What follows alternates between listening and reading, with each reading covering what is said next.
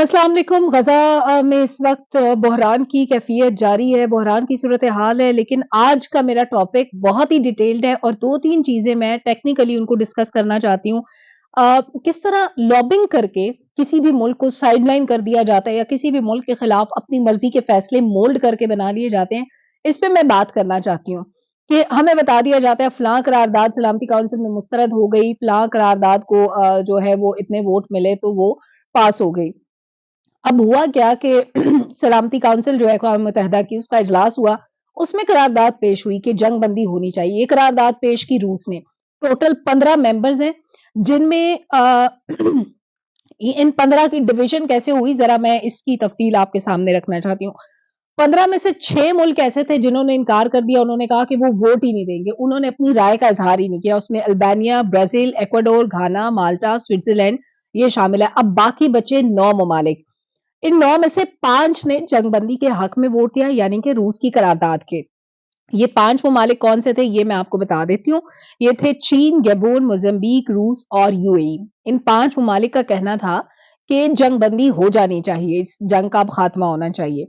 ठीक है? अब 6 ने वोट नहीं दिया और 5 ने हक में वोट दे दिया। 4 ममालिक ने मुखालफत की। वो 4 कौन से थे? फ्रांस, अमेरिका, बर्तानिया और जापान यानी कि स्ट्रॉन्ग ममालिक। दुनिया को खबर दी गई कि ये करारदाद मुस्तरद हो गई है। मेरा सवाल ये है कि 15 में से उन 6 ममालिक को निकाल दिया जाए, उन रुकन ममालिक को, जिन्होंने वोट नहीं दिया, जिन्होंने अपनी राय का इज़हार ही नहीं किया। 9 ममालिक बचे जिसमें से अक्सरियत यानी 5 ममालिक ने 5 रुकन ममालिक कह रहे हैं कि हम जंगबंदी के हक में हैं, उस करारदाद की हिमायत कर रहे हैं। सिर्फ़ 4 के कहने पे ये मुस्तरद कैसे हो गई मेरी समझ से बाहर है। बीइंग स्टूडेंट मैं चाहती हूँ कि मुझे कोई समझाए क्योंकि ये 4 ताकतवर ममालिक थे अमेरिका, बर्तानिया, जापान, फ्रांस। तो 4 ताकतवर ममालिक के मुकाबले में 5 जो बाकी ममालिक हैं, उनकी राय की कोई हैसियत ही नहीं है। ऑल्दो उसमें भी ताकतवर ममालिक हैं, लेकिन शायद वो उतना स्ट्रॉन्ग होल्ड नहीं रखते, जितना कि बाकी ममालिक के मुकाबले में अगर उनका वेटेज देखा जाए, तो इकोनॉमी वाइज़ या डायनामिक्स के हिसाब से भी वो स्ट्रॉन्ग पोज़ीशन उनकी ना हो। तो मेरा ख़्याल है कि दुनिया को इस पे भी आँखें खोलने की ज़रूरत है कि ये तक़सीम किस तरह से करके हमें बता दी जाती है, मीडिया पे ख़बर दी जाती है कि जी करारदाद मुस्तरद होगी। भई मुस्तरद कैसे होगी जब अक्सरियत ने उसके हक़ में वोट दे दिया? आप उन 6 को क्यों काउंट करते हैं जिन्होंने अपनी राय का इज़हार ही नहीं किया? वो तो आउट ऑफ गेम हो गए, उन्होंने तो अपनी राय महफ़ूज़ रखी। ना हाँ किया, ना किया। सो एक तो ये बात हो गई। अब ये जो बड़ी जंग का खतरा अब पैदा हो गया है, जिसमें बाकी ममालिक भी इन्वॉल्व हो रहे हैं और ममालिक की इन्वॉल्वमेंट हमें नज़र आ रही है। ईरान ने वार्निंग दी है, वो कह रहे हैं कि अगले कुछ घंटों में इज़राइल के खिलाफ बड़ी कार्रवाई हो सकती है। उधर दूसरी तरफ क्या हुआ है कि पाकिस्तान ने कहा है कि फ़लस्तीनियों के लिए इमदादी सामान भेजेंगे नेतन्याहू।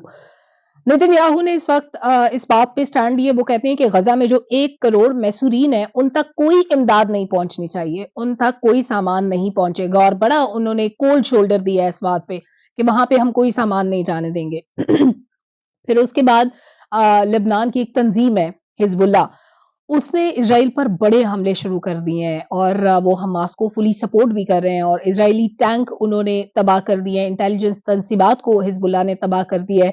तो एक उम्मीद की किरण नज़र आई है कि एटलीस्ट किसी ने तो फ़लस्तीनियों के लिए आवाज़ उठाई या किसी ने तो हमास का साथ दिया क्योंकि हमास इस वक़्त फ़लस्तीनियों की जंग लड़ रहा है, कोई माने या ना माने। फ़लस्तीनी इसमें मारे जा रहे हैं, चाहे वो वेस्ट बैंक पे हों, चाहे वो गज़ा के अंदर महसूर हों। इस वक़्त कब्रस के रास्ते अमेरिका तो अपने शहरियों को निकाल रहा है, तकरीबन 1000 शहरी ऐसे हैं जिनको अमेरिका ने कब्रस के रास्ते निकालने के लिए समुद्री रास्ते का इंतख़ाब किया है। लेकिन वो लोग जो इस वक़्त फँसे हुए हैं गज़ा के अंदर, उनके लिए ना खुराक है, ना सर पे छत है, ना रहने को जगह है। वहाँ पे इस कदर क्राइसिस है कि शायद अल्फ़ाज़ में बयान नहीं किया जा सकता। उसके अलावा कुछ और खबरें भी आ रही थी जो कोशिश करेंगे कि ऐसा-ऐसा आपके साथ मैं शेयर करूँ कि इस वक़्त बच्चों के हक़ में जिन-जिन लोगों ने बयान दिया, इंडिया के अंदर से बड़े बयान आ रहे थे। इंडिया क्योंकि बतौर स्टेट अगर उसको देखा जाए या अगर इंडिया को बतौर मुल्क देखा जाए तो नरेंद्र मोदी ने ये ऐलान किया था कि वो इज़राइल के लिए दुआ कर रहे हैं, इज़राइल के साथ हैं। लेकिन अदाकारों ने और बहुत से उनके शहरियों ने, उनके पुलिस के अफ़सरान ने, बहुत से लोगों ने फ़लस्तीनियों के लिए हमदर्दी का इज़हार किया, उनका साथ देने का ऐलान किया, अपने ट्वीट्स किए, अपने मैसेजेस रिकॉर्ड कराए। तो ये साफ पता लगता है कि अच्छा अमेरिका के अंदर एक बहुत बड़ी डिवीज़न है।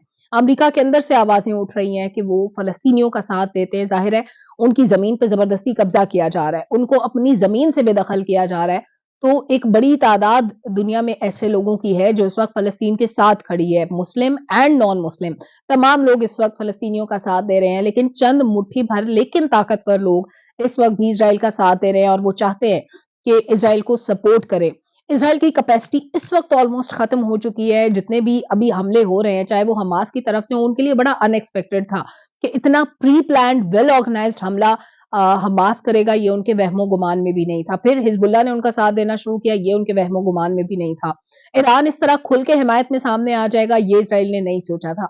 तो इस वक़्त ये अंदाज़ा लगाना मुश्किल है कि कौन इस वक़्त विनिंग पोज़ीशन में है, लेकिन मासूम शहरियों की जान जा रही है, ये एक बड़ा कंसर्न है। इस वक़्त अस्पतालों के बाहर ढेर लगे हुए हैं, इज्तिमाई कब्रों में तदफ़ीन की जा रही है मुसलमानों की।